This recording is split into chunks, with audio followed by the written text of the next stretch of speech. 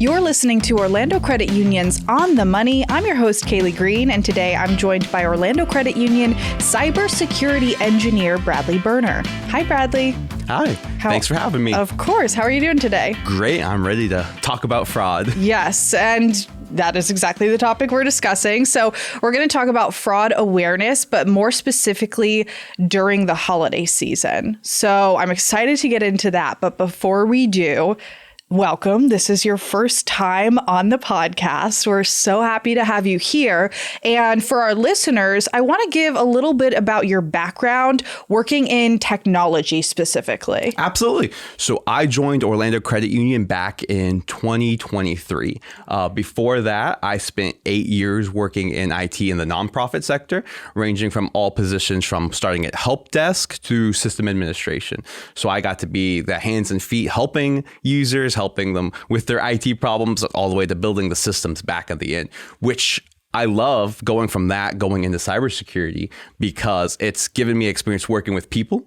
And cybersecurity is a lot, not just the technical solutions that we have in the back, but people and helping them learn how to protect their data.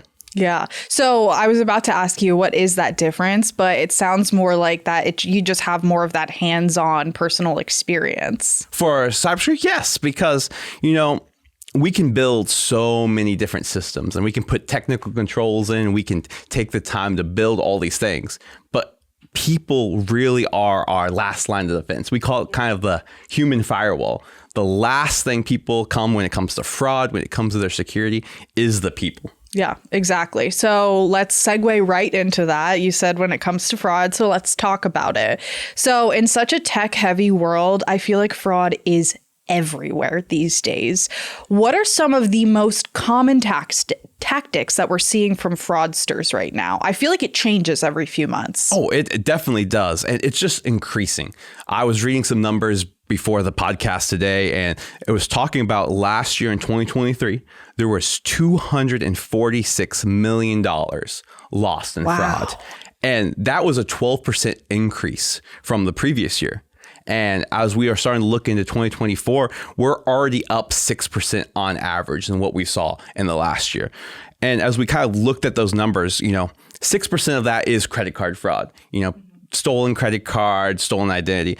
We are seeing a huge increase in loan and lease fraud. A lot of, as the people are looking for new homes on the market, fake listings, that is increasing over 20%.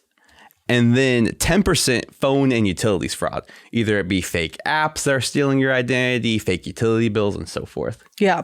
It's interesting that you say that, because my first thought when I think of fraud is credit card fraud. Like, that's the initial thought that comes to my mind. So it's interesting that there are really so many other avenues that fraudsters are choosing to attack people. And it just keeps growing. If you look on the news, you see all the news about the data breaches and the more people's information is out there. The more that information is out there, the more fraudsters are finding more avenues to perform their malicious attacks. Yeah, which is so sad, especially for, people who are older, a little bit more vulnerable. I mean, especially with AI, like you can call somebody and have a completely believable voice, especially, like I said, that older demographic who isn't necessarily up to date with all of the technology that's out there. I mean, it's crazy what people are doing to these innocent people. So it's so sad to hear, but especially during the holiday season, people are buying online, looking for deals. Why do we see such an increase in fraud during this time of year? Well, so as you've mentioned, it increases dramatically during the holiday season. Studies have shown, usually when it comes to financial fraud, it increases 48% over the holiday season. You're kidding. And the reason that tends to happen is because we're all busy. We are all in a rush. We all want to get things done. We know that list that we have of things to do is just growing. We're going to have family activities. We're going to have places to go, places to visit. And in that rush, we tend to let our guard down. We tend to start putting aside like, okay, maybe I'm just going to sign this. I'm going to answer that email. Even simple crimes increase during that time. Studies came out and has shown that package theft during the holiday times. Porch pirates up 20% over that holiday season. That's crazy. So obviously, like you said, there are so many increases in fraud. I mean, that's almost half. 50%, 48%, that's almost half of an increase in fraud, which is mind-blowing. But obviously, we see this through many different avenues. But fake emails, texts, and phone calls seem so real. Like I mentioned, it feels like that AI can kind of do anything now. So how can our members verify the legitimacy of emails or messages claiming to be from Orlando Credit Union? You know, I see this all the time. You get an email, you get a text, even you get a phone call saying, you know, I need you to verify A, B, and C in order to access your account. How do we know if it's real or not? So the first thing I always tell everyone is don't rush. You know, often we see something that comes from our financial institution, we see something from our credit union, and we're like, this impacts my livelihood. This is my money. I want to make sure I have access to it. Let me rush and do this right now. So the first thing is to take a look and ask yourself, are you expecting this? Like, am I expecting that I'm getting a loan application notice? Maybe I don't have a loan, but I see that and it's going through. I'm like, oh, I just got to sign this to move on. Take the time to verify. Second, make sure you're the one reaching out. A lot of times, you know, fraudsters are using AI. They're spoofing phone numbers. Take the time to go into a branch, to call member services and say, hey, I got this. I just want to verify it's you. Okay. I feel like that's so important because I'm thinking back on texts that I've gotten that have said, you know, your FedEx package can't be signed for. Click the link. And I'm like, I wasn't expecting a package. But especially during the holiday season, so many people are expecting packages that sending a fraud text like that, it's more often than not that somebody would think, oh, I am expecting a package. Let me click and see where it is. So I think that kind of answers the question of why it's so much more intense during the holiday season to see that fraud is because so many people are, you know, ordering things online. Yeah. You know, every year, more and more online shopping is happening. Yep. And it's more and more of those texts like your package is being held. Something that FedEx and UPS and the Postal Service, they always put out there. They're not going to text you and tell you your package is stuck. Exactly. You know, make sure you verify that before going and clicking on those links. Yeah. And I know one thing that I've always been taught by, you know, Orlando Credit Union and also outside of that is to make sure that you're looking at the email address. Yes. Is it a legitimate email address or does it have a lot of jumbled letters in it? Yes, always you check the email address, check the spelling.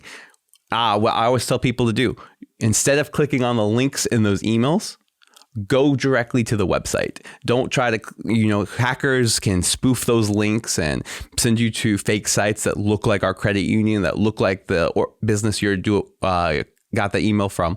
But take the time to go directly to the source. Okay.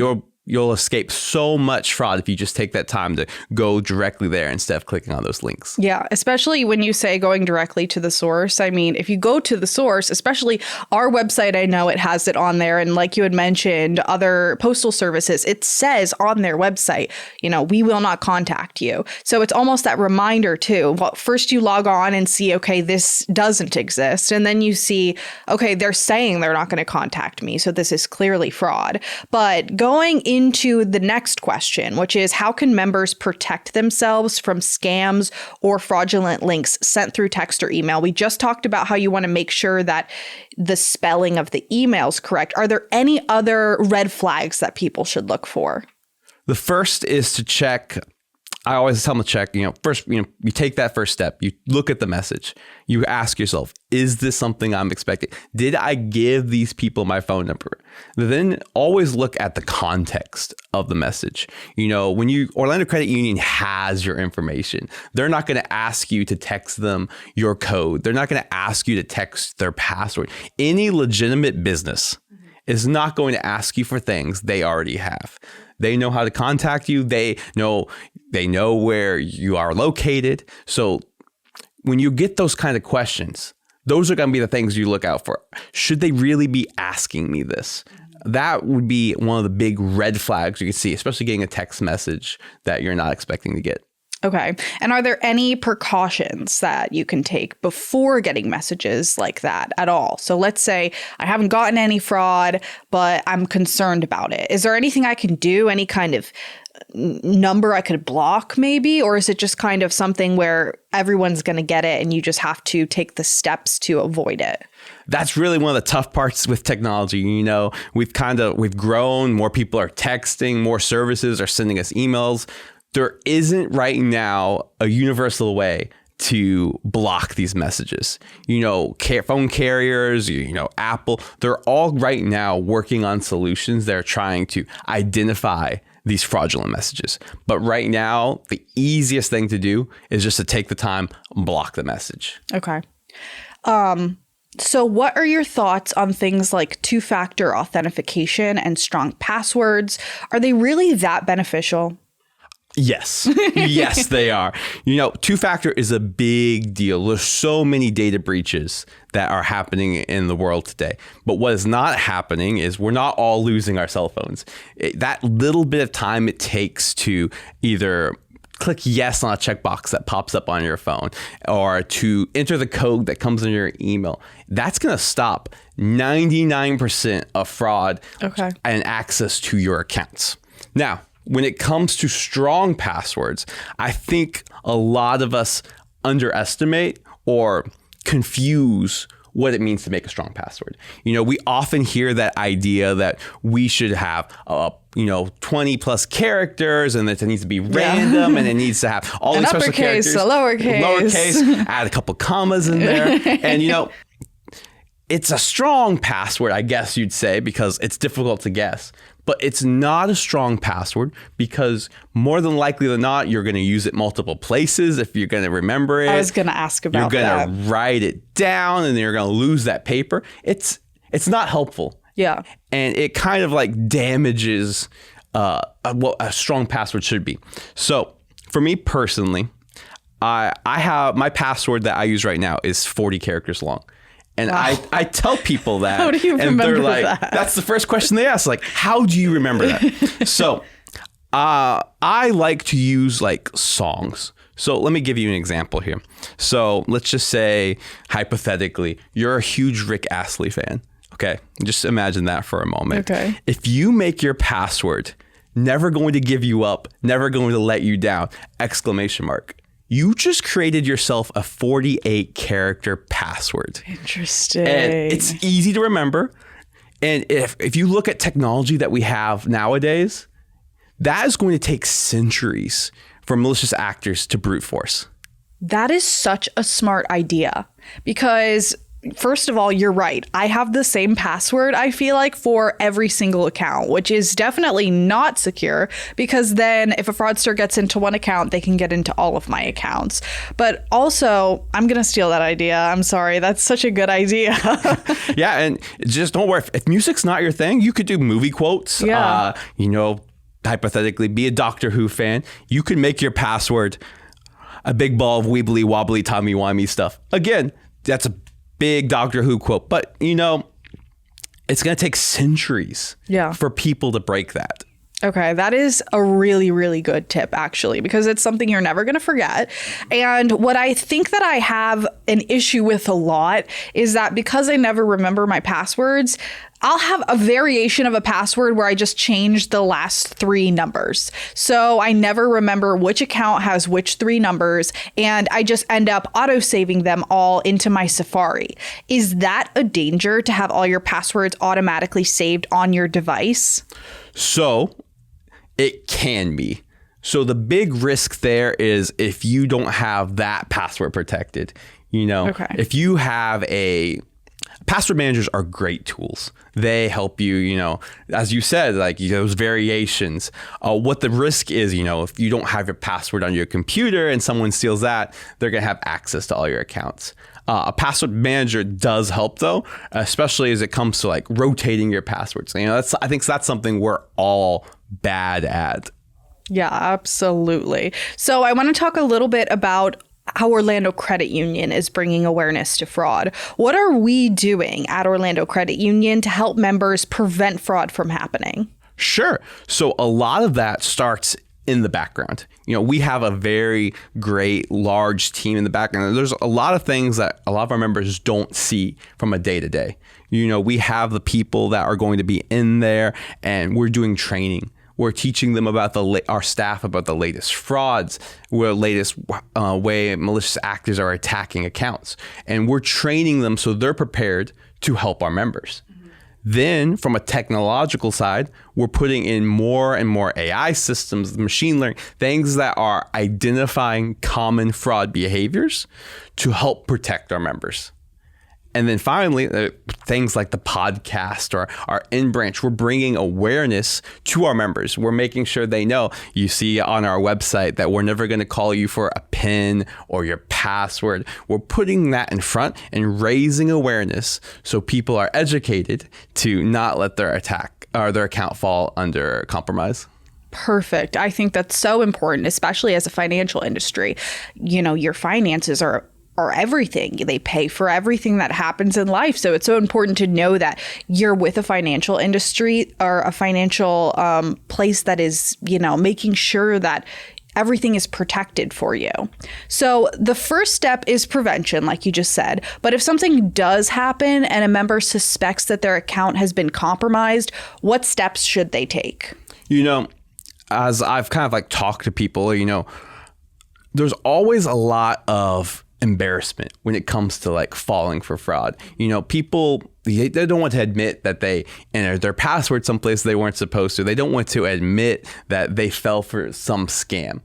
So getting over their embarrassment, the first step is to contact the financial institution. You know, it is to admit what happened. It's to provide whatever details that they can. Do they remember when or where they gave? And reach out, either to call us directly or come into a branch. Yeah. We're all equipped to help. We don't want to embarrass you if you have fallen for a scam, but we want to empower you. We're there to champion your financial goals. Yes. So we are there to help you through this. So the first step is reaching out and having that close. The next step would be looking for other places you may have given the malicious actor access to. Maybe it was like you gave them multiple bank accounts information. Maybe you gave them access to your email account. You gave away going to each place that you gave access to and making sure you lock it down everywhere. Now, once the malicious actors are locked out, the next big thing would be rotate those passwords. Come up with new passwords. Make sure your multi-factor's turned on. Kind of do like a baseline check on all your services.